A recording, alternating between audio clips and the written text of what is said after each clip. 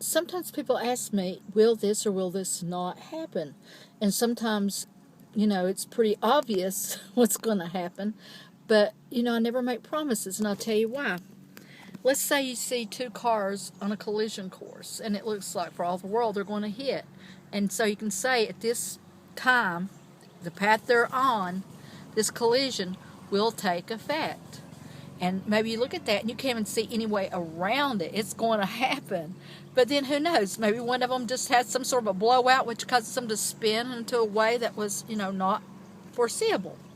So, in other words, sometimes there is a path that you can set out on. And once you set on this path, there's maybe a little time when you can maybe step off that path, when you can change that reality, when you can make a different outcome. But then I think also on that path, maybe like, for example, when those cars are like feet from each other, the die is cast, it's going to happen, and maybe there's nothing that can help it. Also, it could be like this, that maybe sometimes there are certain things that you wish would not happen or you wish would happen, and no matter what path you take, it happens regardless. I've seen this happen before too, where, I saw a certain outcome, but, I tried to help maybe somebody avoid it. They made completely different decisions, and it shouldn't have happened, and it did, because maybe that was part of their path. So for good or for bad, it seems to me, what do I know? But it seems to me that there are certain things in a person's life that probably are meant to be. It's going to happen. There it is. Period. But there's so many, many, many other things that there are choices to be made. I mean, I think that's the whole part of having a human experience, is to have the benefit of our choices, of free will, of having an outcome based on our decisions. That's how you learn. That's how you do things.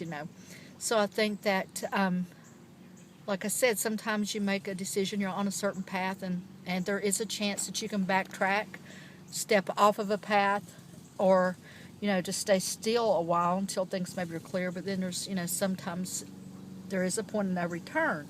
So you have to, I always think, ask for guidance from above, be open to other people's suggestions, maybe that's been there and done that before. A wise man seeks counsel. That's in the Bible, and that goes for women too. So, it's very wise to ask people who have been there and done that, maybe to help you to make decisions and to get your head and your heart in line too. Your heart will get you in trouble. So you want to maybe lead with your head and make sure you have your heart and head in balance, so that you don't enter into a decision very conflicted either. So anyway, that's what I'm supposed to talk about today.